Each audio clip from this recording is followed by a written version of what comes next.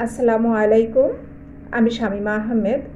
আজ আমি খুব গুরুত্বপূর্ণ একটা বিষয় নিয়ে কথা বলবো, যেটা আমরা সারাদিন আমাদের জানা অজানায় আমাদের যতটুকু পরিমাণে সোডিয়াম গ্রহণ করতে হবে আমরা তার থেকেই বেশি পরিমাণে গ্রহণ করে থাকি। আমরা অজানাতে আমাদের শরীরের জন্য ক্ষতিকর জিনিসটা করে ফেলি।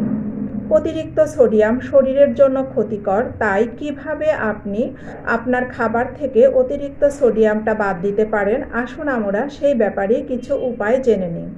আমরা অনেক সময় কি করি, খাবারের সাথে আলাদাভাবে কাঁচা, ভাজা বা টালা যেটাই বলি না কেন এই লবণ ব্যবহার করে থাকি। আমাদেরকে অবশ্যই আলাদাভাবে লবণ খাওয়াটা বাদ দিতে হবে। এছাড়াও আমরা আরও যেটা করি, রান্নার টেস্ট বাড়ানোর জন্য রান্নার সময় খাবারে আলাদাভাবে testing salt, test maker, soya sauce ইত্যাদি লবণ ব্যবহার করে থাকি। এছাড়াও দেখা যায় যে বিভিন্ন প্যাকেট মশলা ব্যবহার করে থাকি। এই ধরনের মশলা ব্যবহার করা থেকে অবশ্যই বিরত থাকতে হবে।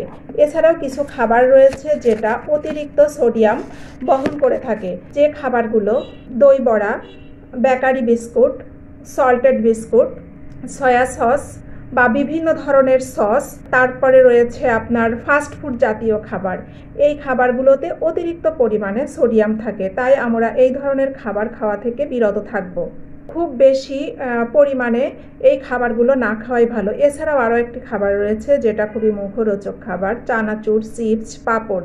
এই খাবারটাও অতিরিক্ত সোডিয়াম বহন করে থাকে, তাই আমরা একটু খেয়াল রাখবো আমাদের সারাদিনের খাদ্য তালিকাটা তৈরির সময়।